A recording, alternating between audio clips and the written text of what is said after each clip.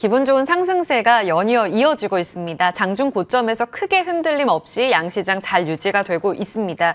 옵션 만기라서 수급적인 변동성도 고려를 했는데 지금 거래소는 2,470선, 코스닥은 833선의 움직임 보여주면서 어제 거래소가 10월에 월고점을 새로 썼죠. 오늘 코스닥이 새롭게 10월 내내 조정받으면서 장중 고점 터치가 안 나왔었는데 오늘 코스닥이 그것을 뚫어내면서 830선까지 올라오기도 했습니다.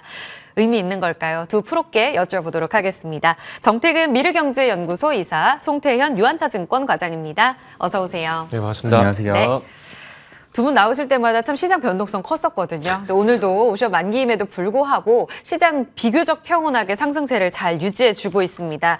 자, 먼저 정태근 이사님, 이틀째 상승세 이어지면서 오늘 좋거든요. 잘하면 코스닥 글쎄요, 종가상으로 200일선을 잘 유지해줄 수 있을지는 모르겠습니다. 좀 더 기대를 해보는데 사실 악재는 다 그대로잖아요. 금리도 계속 지켜보자 하셨고 지정학적 리스크 관련해서도 완전히 해소된 게 아니고요. 악재는 다 그대로 남아있는데 달라진 게 없는 이 시장 안에서 이 강한 반등, 뭐가 바뀐 걸까요?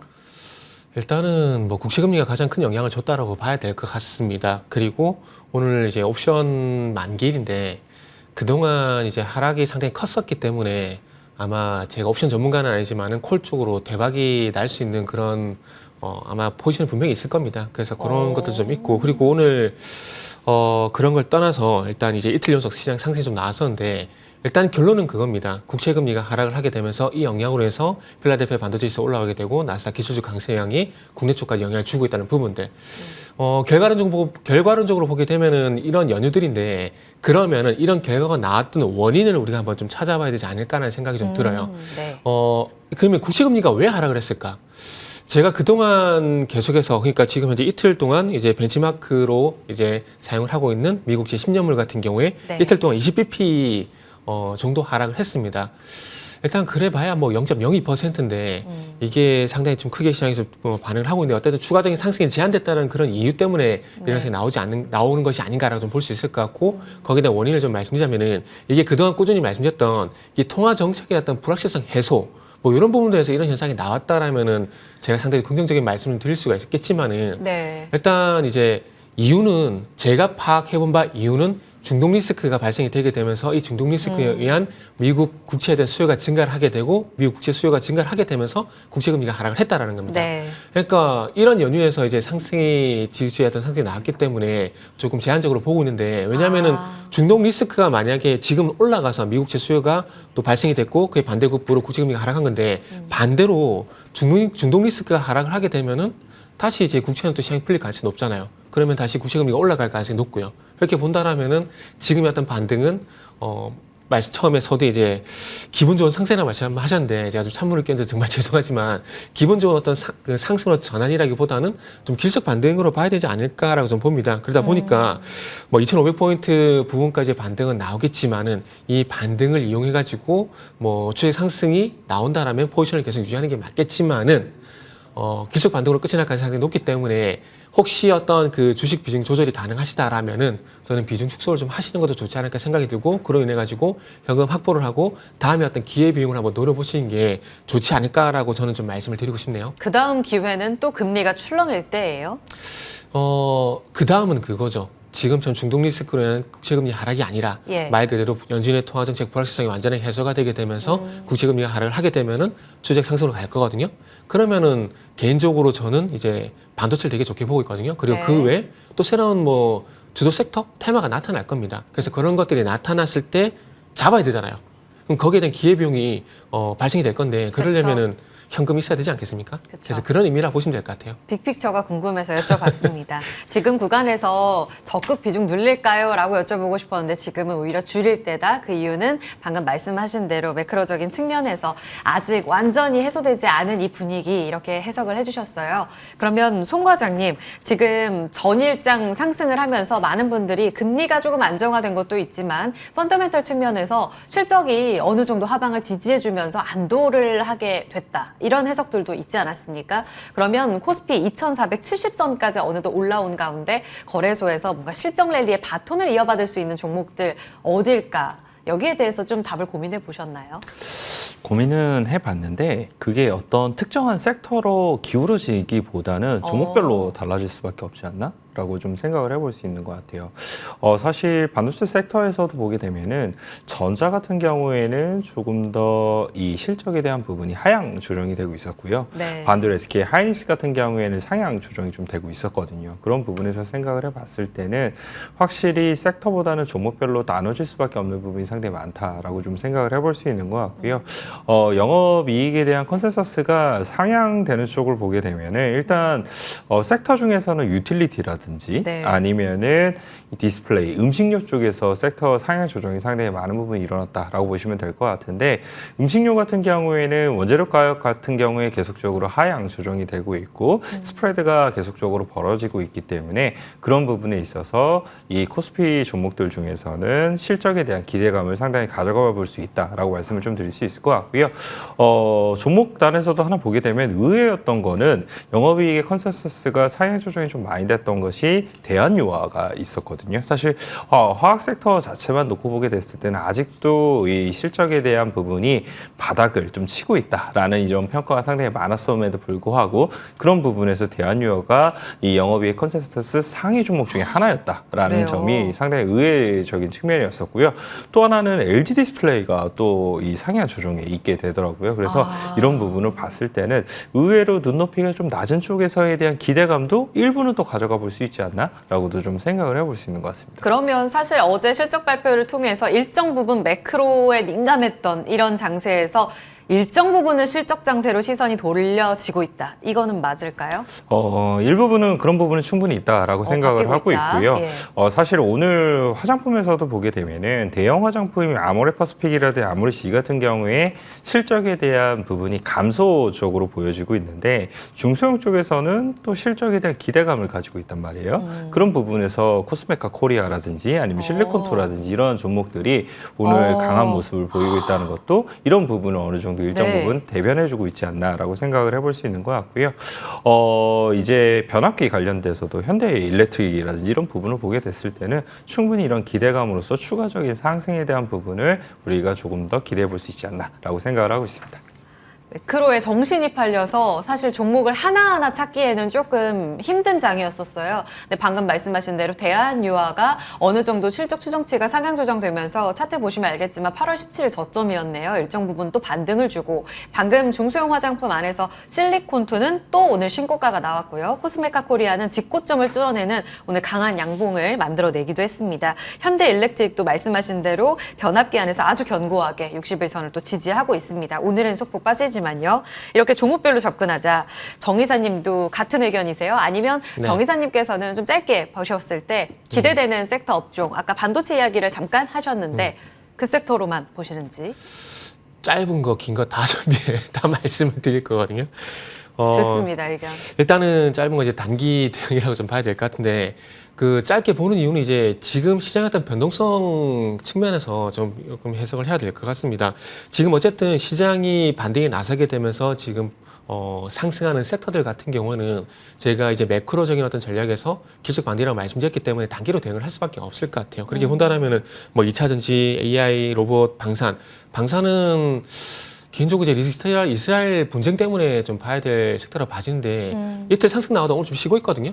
근데 이게 아직까지 끝이 났다라고 보진 않습니다. 그러다 보니까 네. 일단 이제 2차 전지, AI, 로봇, 방산 이런 것 좀 단기 대응을 하시면 좋지 않을까 생각이 들고요. 그리고 뭐 제 예상대로 뭐 12월 달이 될지 아니면 내년이 될지 모르겠지만은 네. 지금 어떤 시장 매크로적인 이슈의 어떤 먹구름 좀 거치게 된다라면은 그때 가서는 어떤 이 섹터의 본질적 가치가 괜찮은 섹터들이 저는 부각이 될 거라고 봅니다. 이렇게 본다라면은 일단 이 과장님께서 말씀하셨던 이 변압기를 포함한 전력기기라든지 화장품도 좋게 보고 있고요. 그것뿐만 아니라 바이오, 엔터, 반도체는 이미 뭐 많이 말씀드렸으니까 이건 논외로 하고요. 그래서 이렇게 좀 보고 있는데 일단은 바이오 같은 경우는 이제 어찌 보면 미운 오리 새끼 같은 느낌이 상당히 좀 많이 들어요. 정부에서 어떤 그 정책을 계속 추진하고 있고 국무총리 산하 블록버스터급 신약 개발했던 얘기도 연초에 나왔었고 그리고 이제 국감이 끝이 나게 되면은 보건복지부에서 3가지 계획을 발표할 예정인데 이 혁신가치 보상 약가제도 개선이라든지 아니면 제2차 건강보험 종합계획 그리고 이제 제가 마지막으로 말씀드리고 하는 게 기대를 하는 부분들인데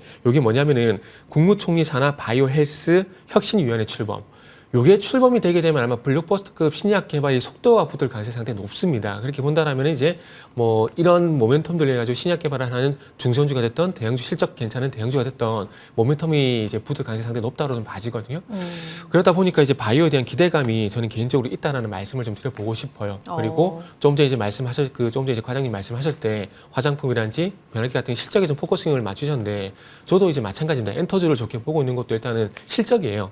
왜냐하면은 이제 엔터주 같은 경우는 이제 연간 영업이익도 그렇고 3분기 영업이익도 그렇고 가이던스가 계속 상향 조정이 되고 있거든요. 네. 그러니까 어찌 보면 기본적으로 가지고 있어야 될 성적표가 계속 이제 좋아지고 있다는 거죠. 그래서 그런 부분들을 보게 된다라면은 엔터주 이제 7월달 이어져 많이 쉬었지 않습니까? 그렇죠. 물론 이 신기간이 가격 조정이 그 기간은 좀 짧긴 하지만은 가격 조정이 크게 나왔기 때문에 네. 충분히 조정 거쳤다라고 봅니다. 그렇기 때문에 뭐 엔터주 같은 경우도 한번 좀 보시면 좋지 않을까라는 말씀 드리고 싶네요. 근데 아까 지수 올라올 때 조금 챙기자 하셨잖아요. 네네. 기회비용 이야기도 하셨고. 네네. 그런 측면에서 엔터 실적 같은 경우에는 길게 봐도 되는 섹터들 아닌가요? 그래도 하반기 남은 3, 4분기의 네네. 실적을 봤을 때. 그럼 이쪽은 챙길 게 아니라 지금부터 모아가도 괜찮다는 말씀이신 거죠?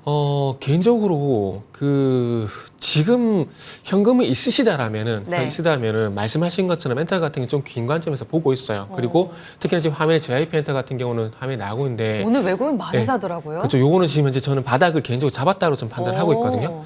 이유는 간단합니다. 아마 제가 한시 방송에서 충분히 많이 말씀드렸었거든요. 뭐 때문에 말씀드렸냐면은 이제 이 하이브에 뉴진스가 있듯이 그 바톤이 이어받을 이제 현지 아이돌 그룹 JYP 엔터테인먼트 같은 북미. 경우는 비처 라는 어떤 그룹이 나올 예정인데 네. 요게 이제 미국의 리퍼블릭 레코드의 후광을 받게 된다라면은 네네. 이 뜨는 시간이 좀 더 빨라질 가능성이 높다라는 거죠. 그래서 네. 그런 기대감들이 있다는 말씀을 좀 드릴 수 있을 것 같아요. 그래서 현금 확보 같은 경우에 아까 매크로에서 말씀드렸었는데 네. 일단 없으신 분들 같은 경우는 현금 확보를 하고 난 다음에 다음 그쵸. 주도주가 나타났을 때 공략을 네. 해보는 부분들이고 그리고 이제 엔터주 같은 경우는 현금이 혹시 있으시다라면은 뭐 저처럼 바닥에도 뭐 먹구름이 거치고 난 다음에 접근하셔도 상관없는데 조금 이제 공격적인 분들 같은 경우는 뭐 JYP 엔터테인먼트 같은 경우는 네. 저처럼 만약 바닥을 잡았다고 동의를 하신다라면은 네. 현금이 있으시다라면 접근 가능하다라는 거죠. 네, 알겠습니다. 코스닥에서 오늘 JYP 엔터테인먼트 외국인 매수 1위, SM 매수 2위로 이름 올리면서 강하게 올라가네요. 하이브도 외국인이 사들이면서 장대 양봉 7% 넘게 오릅니다. 참고해 보시고요. 2차 전지 좀 시간이 많이 지나서 저희 강력하게 좀 짧고 굵게 답을 같이 들어봐야 될 것 같은데 사실 조정 많이 됐고 지금 이제 다시 돌아볼까 하는 섹터들 중에 2차 전지를 보시는 분들이 정말 많으실 거예요. 물론 고점에서 고생하시는 분들도 많이 계시겠지만요. 탄산 리튬 가격이 지금 반등세를 보여주면서 양극재 지금 펀더멘털을 가장 억눌렀던 재료 아닙니까? 물론 전기차의 산업 방향성에 대해서도 북미 침투율이 이전만큼 강하게 서프라이즈하지 않을 거야 라는 시각도 물론 있었지만 조금씩 그 우려가 거치는 이런 모습을 보여주고 있습니다. 에코프로 실적 발표 하루 전날인데 마지막 불꽃인가요? 이제 시작인가요? 참 어려운 부분인 것 같아요. 이 부분 자체는 사실 주가가 오르면 우려가 거쳤다라고 표현하고 맞아요. 주가가 다시 또 내려가면 우려가 더욱더 확대가 된다라고 이제 표현을 많이 하게 되는데 저는 일단은 지켜봐야 되는 분기점이 될 것 같다라고 말씀을 드릴 수 있을 것 같아요. 내일 지금은. 실적에 대한 발표 자체가 컨센서스는 한 1,000억 가까이 영업이익이 BM이 나올 걸로 예상이 되고 있는데 네. 실질적인 프리뷰 자료를 보게 되면은 400억까지도 얘기가 나오고 있거든요. 그런 부분에서 생각을 해봤을 때 400억 정도 수준에 대한 주가가 이미 어느 정도 반영이 됐고 그보다 더욱더 나쁘지 않으면 오히려 불확실성에 대한 부분이 일정 부분 해소가 되게 되고 그리고 4분기 때 마진 개선이라 이런 부분이 추가적으로 일어나게 되면서 다시 정상화에 대한 궤도 이런 부분을 생각을 해봤을 때는 일정 부분 추가적인 업사이드도 기대를 해볼 수 있는 것이 아닌가라고 좀 생각을 해볼 수 있는 것 같고요. 다만 이제 이틀 동안 올랐던 것은 지수에 대한 반등이 나와야 되는 타이밍에서 2차 전지 관련된 종목들을 사실상 견인하지 않고서는 불가능했던 부분이 상당히 많았었기 때문에 이런 부분 때문에 그 여타의 다른 우려들이 사라졌다라고 보시기보다는 네. 일단은 기술적인 반등에 의해서 2차 전지 관련된 종목이 나오게 됐고 내일 그 분기점에서 얼마만큼이나 불확실성에 대한 해소가 더욱더 이루어졌을 때 추가적인 상승에 대한 그림이 나오게 될 것인가 이 부분에 초점을 맞추시는 게 보다 더 맞다라고 저는 생각을 하고 있습니다. 네.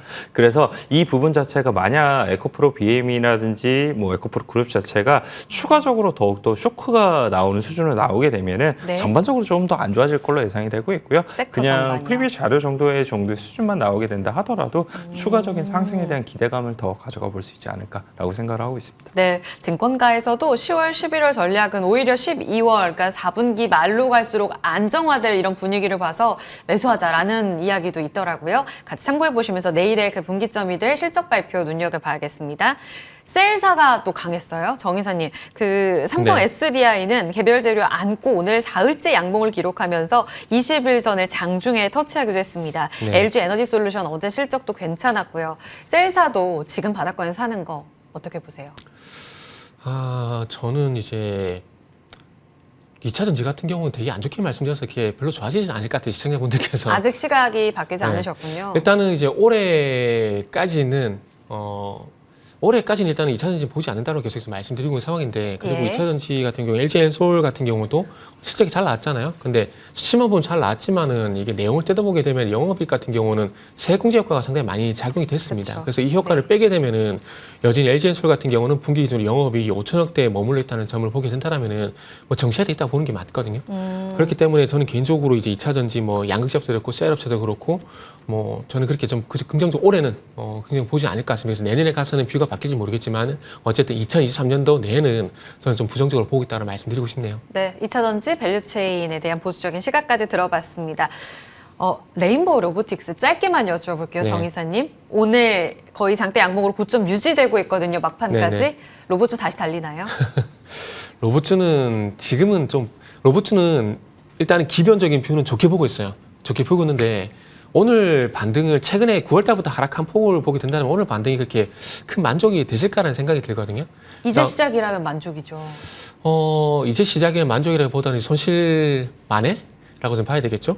그래서 저는 일단은 단기적으로 봤을 때는 로봇주 같은 경우에는 일단 그렇게 긍정적으로 보지는 않습니다. 그래서 일단은 조금 이것도 시간이 필요하지 않을까. 그러니까 두산 IPO에 대한 어떤 그 모멘텀, 이슈가 조금 이제 선반영되게 되면서 주가 좀 하락이 나왔거든요. 그래서 네네. 이런 것들은 어떤 이제 바닥 따지기가 좀 네. 더 필요하다 봅니다. 그렇기 때문에 단기적으로는 부정, 좀 중기적으로 보게 되면 긍정. 이렇게 말씀드릴게요. 네. 관심주 듣고 마무리하겠습니다. 송태영 과장님, 어떤 정보 가져와 주셨어요? 저 한미약품 갖고 왔고요. 한미약품 투자 포인트 한 3가지 정도만 말씀드리게 되면은 3분기 실적 일단 기대된다라는 부분이에요. 마일스톤 유입에 대한 부분이 없음에도 불구하고 원래 잘 팔아왔던 아모잘탄이라든지 로슈젯 같은 경우에 성장이 나왔던 부분이 있었었고요. 롤베돈 관련돼서 판매량에 대한 급증에 대한 부분 자체가 결국은 이 마일스톤이 추가적으로 유입될 가능성이 있고 로열티에 대한 부분도 더욱더 늘어날 부분, 그리고 마지막으로 그 원재료 관련돼서도 한미약품이 납품을 하는 부분이 있게 되거든요. 그래서 롤베돈 같은 경우에 정말 판매량이 많아지면 많아지게 될수록 한미약품의 캐시카우의 역할을 톡톡히 해낼 가능성이 상당히 있다라고 보시면 될 것 같고요. 네. 두 번째는 4분기 실적 관련돼서 마일스톤에 대한 유입이 될 가능성이 상당히 높아 보여요. 내시치료제에 관련돼서 임상에 대한 부분이 추가적으로 진행될 가능성이 상당히 높기 때문에 그런 부분이 만약 진행이 되게 되고 마일스톤이 유입이 되게 되면 4분기 실적에 대해서도 추가적으로 업사이드가 열릴 수 있다는 실적에 대한 모멘텀이 일단 3, 4분기 네. 때 가지고 있다라고 보시면 될 것 같고요. 마지막으로 비만 치료제 관련돼서도 네. 사실상 한미약품이 국내 임상 3상 IND를 신청을 했던 만큼 그런 부분이 10월 안에 어느 정도 이제 이 윤곽이 나올 것으로 예상이 되고 있기 때문에 네. 그런 부분의 모멘텀도 한번 기대를 해볼 수 있다라고 말씀드릴 수 있을 것 같습니다. 직고점 돌파할까요? 직고점 돌파 당연히 할 수 있다라고 생각을 하고 있고요. 일단 1차적인 목표가로는 35만 원 제시해드리도록 하겠습니다. 1차 목표가 35만 원, 한미약품, 제약바이오 오늘 쉬었는데 기회로 보시네요. 정 이사님의 관심주는요? 네, 저는 키움증권 준비를 했습니다. 뭐 이유는 간단합니다. 주주환원 책. 제가 이전에 그 9월 초인가요? 그 하나생명 가져와가지고 좋은 기억이 있어서 지금 시장에서는 그냥 뭐 키움증권 같은 어떤 주주한테 도움이 될 만한 정책 내는 종목들을 네. 그래도 이제 대안주 좀 보시는 게 좋지 않을까 한 말씀드릴 수 3개월 있을 것 정도 같아요. 보시는 거죠? 저는. 일단은 뭐 3개월 정도 본다라기보다는 이 이슈를 해가지고 상승이 나오게 되면은 그거 취하고 자본 나오셔도 차익도? 된다고 네. 말씀드리고 싶어요. 일단 뭐 당기순이익은 뭐 6,380억 정도 예상되면서 전년 동기 대비 뭐 29% 성장이 예상되고요. 그래서 이 늘어나는 당기순이익만큼 이제 주주 환원책에 대한 얘기가 나오고 있는데 일단 뭐 순익 대비 이제 실적으로 푸는 배당 제한이 좀 많았으면 좋겠습니다. 물론 자사주 매입도 하지만은 직접적인 효과는 뭐 배당이 좀 더 와닿기 때문에 배당을 좀 많이 했으면 좋겠다는 말씀드리고 싶고, 뭐 자사주 같은 경우도 140만 주 정도 수확한다 그러니까 참고하시면 좋을 것 같습니다. 그래서 서두에 말씀을 드린 대로 이 주주 환원책 때문에 가져왔으니까 그거에 좀 포커싱을 하시면 좋을 것 같습니다. 그걸로 인한 어떤 상승이 나온지 여부를 좀 보시면 좋을 것 같아요. 그래서 마지막으로 뭐 가격만 말씀드리면은 매수가 같은 경우 10만 2천 원에서 10만 6천 원 정도 말씀드릴 거고요. 목표가는 일단은 12만 원, 손절가는 9만 8천 원 제시하도록 하겠습니다. 3년간 주주 환원율 30% 이상 배당 시행하겠다. 인컴뿐만 아니라 캐피털 게인도 챙길 수 있는 재료다. 이렇게 보시네요. 12만 원까지 여력 봅니다. 두 프로 보내드릴게요. 정태근 이사, 송태용 과장이었습니다. 고맙습니다. 네, 감사합니다.